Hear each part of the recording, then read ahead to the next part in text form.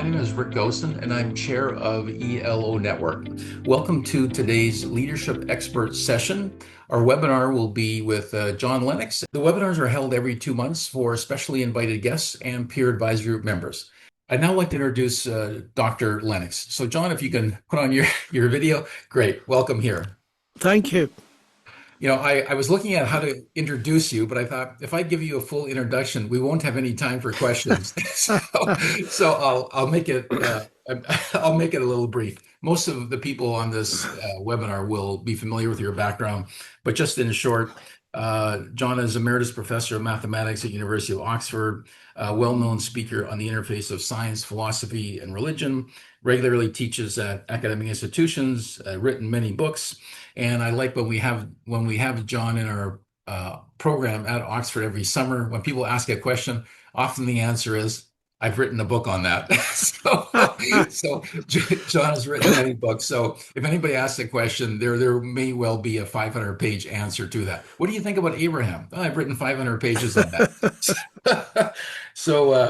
But I have to give you the ELO introduction. So John has been part of our ELO Oxford Leadership Program since inception. He's a valued part of the speakers roster, very popular, always have great sessions. So thank you for your ongoing support and involvement. And then he's been a speaker at via video at a number of the forums. So a friend of ELO, for what that's worth. I think one of your titles was Abraham, Friend of God. So here, at least on Earth, you're a friend of ELO, for what that's worth.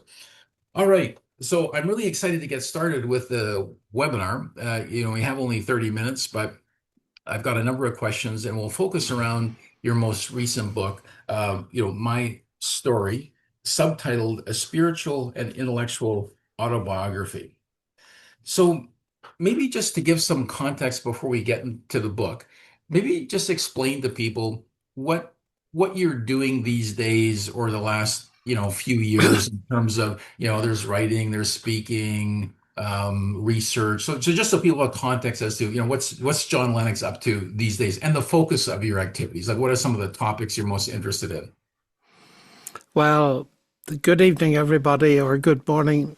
It's always a pleasure to be with ELO and its distinguished CEO. And I've just been reading his recent book, which is extremely interesting, but we're not talking about that tonight, I think. But I enjoyed what I read. I have reached the age of 82 and a half. And what I've been doing recently is learning to be a carer for my wife, who's now disabled.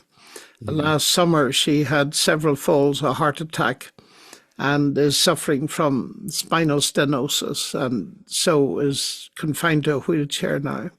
So essentially, I sit at home, write books, or read books, because I've now got a professional setup, a sound voice booth in which I'm sitting at the moment with professional recording quality audio equipment. So I've been reading audiobooks of My Story, which Rick has just introduced to you, my autobiography, and other of my books are now being read and will appear very soon with Audible. I don't travel anymore except into Oxford and rarely into London occasionally. I'm a retired academic author, but still extremely active in conferences and broadcasting. I've just done a broadcast with the United States, which finished 5 minutes ago. So I'm keeping pretty active, thank you. But in the last few years, I have concentrated on writing because I feel that at this stage, it's the most useful thing I can do. And I've been extremely encouraged at the response to it. Mm-hmm. No, that's great. Well, one of the questions I had, and I think it's interesting for people to know that you're presently, or for the last number of years, become quite well known as so-called apologist or writer on science and faith and a number of these issues.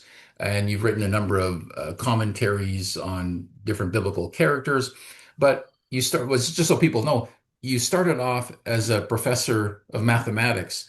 So maybe just talk about how you go from being a career professor, distinguished professor of mathematics, but you've had this focus on biblical studies and all these things that you're doing, but it's not that you went to seminary for three theological degrees. So just explain to people how your life evolved, where you went from a very well-respected mathematician to what you're doing now and have done the last Well, number of years. the answer to that is I didn't, because the interest in biblical studies started when I was a teenager, as did the interest in mathematics and science.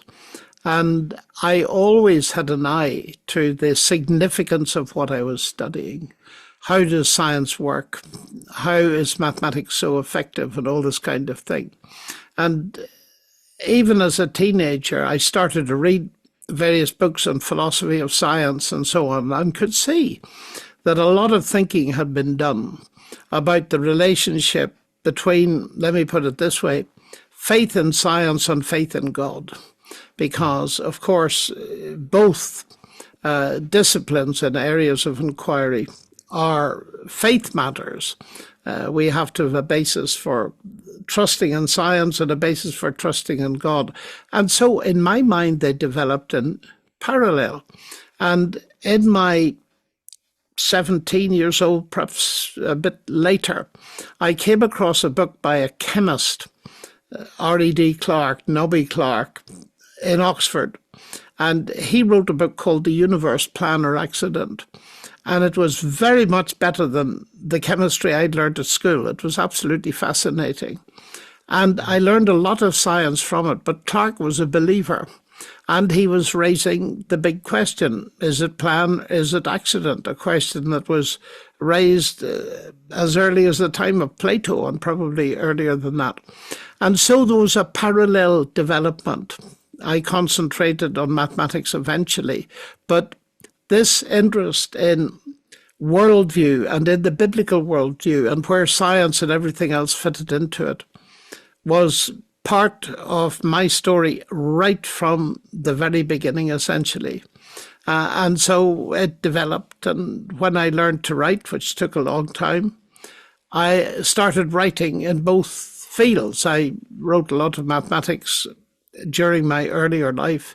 And the book writing really started around the time, well, I'd written my first book, God's Undertaker, Has Science Buried God? Just finished it before the first Dawkins debate in 2007. And because that debate in Birmingham, Alabama, actually catapulted me onto the world stage, I found that I was getting opportunities on a very big international platform to defend Christianity intellectually, which forced me, not that I was against it, to read a great deal of the products of atheist minds, so to speak. And the more I did, the more I felt there was a need to respond to these things from a Christian perspective. But at the same time, I wanted to develop biblical exposition and do it in such a way that it related to the culture. So the big ideas would come across, ideas that would be relevant to people in leadership positions, for example. And so I've been walking, so to speak, on these 2 feet ever since. Right. Well, the reason I asked the question is, and I'd like you to respond to this. Sometimes people in business, and of course, a lot of our audience are business leaders, sometimes people will imply, well, this business leader is so holy and spiritual, they should really go into ministry. Like, in other words, you're such a devout person in business, you should really be in full-time ministry. Now, what you're describing is this, call it dual path or multiple interests. So maybe just talk about how you might be able to encourage people to say, no, you actually might be able to do a couple of things well, and there might be some synergy between your various interests and expertise. Well, Rick, I'm now going to give in to the temptation to quote you. I've written a book about that. Yeah, that's right. So this could be a very short, instead of a 30 No, minute session, John. not at all. But the book is called A Good Return, and it's got a percentage sign in front of it, which is familiar to most business people I know. A Good Return: Biblical Principles of Work, Wealth, and Wisdom, and it's exactly right. I was approached all through my life constantly by parachurch organizations who'd say, "Don't you think it's about time you went into full time ministry?" And I would say, you're too late in suggesting that. And they would come back and say, it's never too late to go full time. And then I'd say, you misunderstand me completely. You see, I've been full time in Christian ministry since I was 16 or 17. Mhm. And at the moment, it looks like this. Part of my Christian ministry is doing research and teaching mathematics. Part of it is being a husband, a father, and a grandfather. Part of it is writing books. Part of it is Bible teaching. Part of it is doing seminars in the Oxford Business School. And then they would stop me and say, "Oh, we didn't mean that." I said, "You did mean that. You did mean that." This dichotomy between full time Christian ministry, it's not a biblical concept. And unfortunately, if I can be rather cheeky, it gives rise to two levels where you've got the prima donnas at the top, they're the full time people, and the rest of us pay for them um, Yeah, to we do like their to be work. cheeky on that. We like to be cheeky on this Yes, webinar. because it is a fact. And you see, the idea of doing several things is very biblical. The Lord Jesus himself was a carpenter. He didn't just do it to pay expenses. He did it because this was a calling. He was like a Jewish rabbi. Paul made tents. And unfortunately, that has become an expression where people say, "Oh, I do this business as a tent making exercise," as if it wasn't important in itself. Tent making was a very skilled thing. And Paul did that to finance himself and his team. There were no churches around to do that anyway. And so that model of doing something professional, if you like, in business, in the academy, in medicine, and at the same time being deeply involved in Christian teaching, in networking about the Christian faith and giving lectures on the Christian faith and its relevance to our academic subject, business, and so on. I think that is the calling, the kind of thing we need to get back into, because the great danger of the so called dichotomy, the sacred secular divide, as some people have called it, the SSD, is that the attitude is, "Oh, well, you're the minister, you're paid to do it. I don't need to be involved in Bible study, Bible teaching, and so on." And that is an absolute disaster. And it's very clear also from scripture that an entrepreneurial attitude was evident in several very important stories. The businesswoman in textiles, Lydia, who came from Turkey and had bought a place in Greece. So she had two homes. She was pretty wealthy and formed a base, a springboard for Paul's and his team's work in Europe. And the way I put it, just to sum all this up, is God has endowed us with different kinds of wealth. There's intellectual wealth, there's financial wealth, there's wealth of leadership capacity, and so on and so forth. And the genius of God is to move the kingdom forward. He puts different kinds of wealth together and combines them in a team that moves out and is very effective. And so that's why it's marvelous to speak to a group like the ELO group with all the different kinds of wealth that you've been given, intellectual, etc., etc., etc., and business acumen and so on. And it's exciting to see men and women like yourselves put that all together Mhm. for the furtherance of the kingdom. And I think that's what it's all about. So I would like to get rid of this full time idea. Yeah. No, that's great. So I want to focus on one other item, and it's come up in our previous conversations. So you mentioned that in 2007 you had the first Dawkins debate, and that catapulted you onto the world stage. So that was 2007. So then, at that point in your life, you're around 63, I guess. So when that, how would you describe to somebody being how God orchestrates affairs to maybe prepare you for something? So here, at age 63, where, we talk about freedom 55, people like to retire maybe at age 55 or in their early 60s. So here at age around 63, you get this opportunity. Now it's already almost, like 19 years ago, obviously. So when you reflect back on that, were you prepared? Were you prepared in advance without even knowing what God was preparing you for in terms of opportunities and Oh, exposure? very, very definitely. Very definitely, I think. And actually, at that time, technically, I was retired. I retired in my early 50s Oh, because I was overburdened in the particular university I was at. I had to do too much teaching and administration, and I needed to do research. And I was also doing a lot of Bible teaching, and I was going to blow up. And so I decided to take early retirement. But it didn't last very long because I then moved to Oxford and everything changed. I came into the university on different terms. But preparation all the time.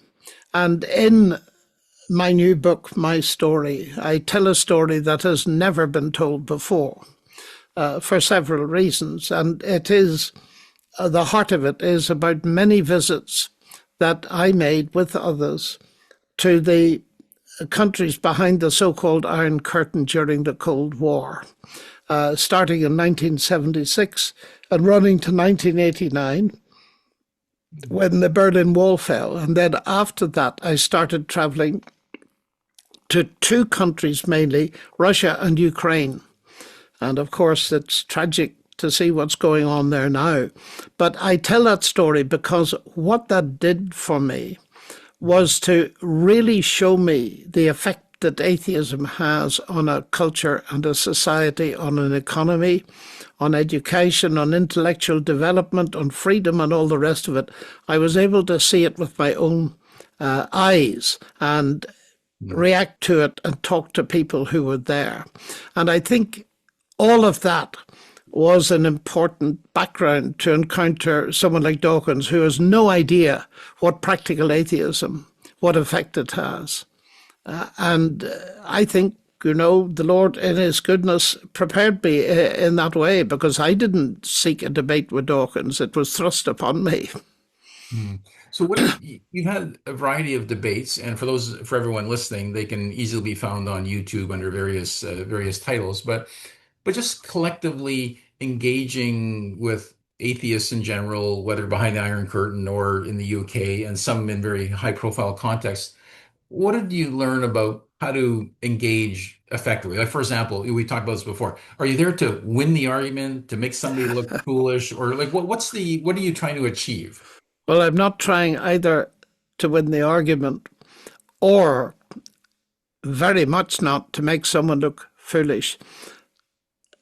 To give you a little insight into it, I'd never met Richard Dawkins until the day we did the debate. And as we were going from the green room to the stage, he said to me, I don't really debate. I'm not sure what he was saying in that because he had done some debates. Maybe he meant he didn't debate people like me because, as he said on another occasion, it looks better on my CV than on his. Well, so be it. And I said, well, Richard, if it's any encouragement to you, I don't either. What I intend to do is to go before the audience tonight and give what I believe is a rational answer and an alternative to your atheism. And his response was, he said, well, I'll buy that, and the rest is history. I think it's very important that one goes in and I make every attempt to be friendly. Even on stage, when I've got someone who's really hostile, I've had that, and seen the Lord work in their mind and heart, and they become more friendly. Secondly, I listen to them and take their arguments very seriously. And winning is not quite the point. It's making sure that I present what I believe and have clearly presented it. I consulted a very well known journalist, a very famous journalist in the UK whom I'd met in my college. When it came to discussing with Hitchens, who was well known as a debater. And he said, don't try to catch him out. Don't try to be clever because he'll win every time. But do make absolutely sure that you don't simply react to what he says. Make sure that you get your perspective loud and clear to the audience before the evening's over. That was enormously helpful.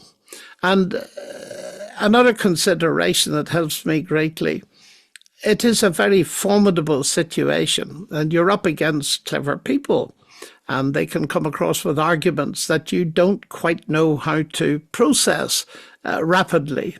But I've learned long ago that if that is the case, it's far better to admit that you haven't heard the argument before, that you need to think about it. Because what does come across is if you are seen to take the other person's position seriously and consider it. And that's what I try to do. And I think that I've been helped to do that and to a certain extent trained to do it. And it has certainly proved much better than being hostile or clever. The danger of debates, and I don't do confrontational debates anymore, nobody else likes them either.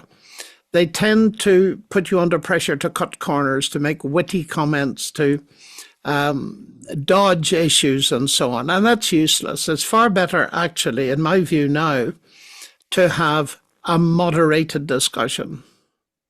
hmm Well, it's interesting you mentioned that because what do you think of the way debates and discussions in our society are going? Because we're living in an apparent age of polarization. I mean, you just have to turn on any media source. And so, what you're suggesting from a Christian standpoint, and I think I've heard you use this term before, winsome. So, just to sum up that point, would you say it's as in terms of advice for people listening, should we adopt number one, engage, listen, not try to cut corners, be witty, but just take a maybe explain what that might be like a winsome approach and how you Well, engage with people. yes, it's it's what I'm doing right now.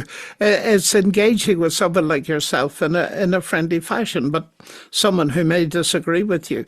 I think one of the best examples of it today is a young man from Oxford called Alex O'Connor, who is one of the stellar stars of the internet at the moment as a podcaster and interviewer. He's a brilliant interviewer. And he's only in his 20s still. And I've done a couple of interviews with him. And he's done interviews with most of the famous people around the world. And recently, it's been very evident that he has become much more relaxed, much more friendly, and all this kind of thing. And in our last interview, which had, I don't know, 2 million hits in a very short time, he said to me, people tell me that when I speak with you, that is me, I should go for the jugular. But he says, not like that. We want to have a good discussion. And so it's very pleasing to see someone who is very much on the other side, if I might put it that way, coming round to that. The idea that you get a lot more out of someone if you're not aggressive, but you ask incisive questions. You don't have to compromise truth in order to be friendly. It's the New Testament expression for it is speaking the truth in love. Right. So we only have 5 minutes left, but I've got some key questions. So when you reflect on your life, so now, as you mentioned, you're 82 and a half, and you mentioned, normal retirement age is around 65, and you mentioned you retired a bit early. So in terms of, how people finish well, it seems that, maybe just describe, because I know one time you mentioned it to me privately that all the things that have happened since you sort of retired are quite amazing. So maybe just talk about, like for example, maybe people have said to you, John, you should be on a cruise ship and relaxing somewhere, but apparently that's not in the cards. So maybe just talk about what motivates you, why you're pushing, you're running the race and pressing forward. And because you obviously had this massive exposure since your, say, so-called retirement. So we just talk about why you're doing that, how you're committed to finishing well. Well, I have a deep sense of calling. And my mentor said to me many years ago, he said, the chief test of all leaders and shepherds is how they end up. Mhm. And that's a serious challenge. King David has on record that one of his prayers was, Lord, help me not to blow it. Let no one who trusts in you because of me be ashamed because of me. And in these days when sadly there have been many high profile Christian leadership scandals, one needs to keep close to the Lord and keep short accounts and depend on him day by day.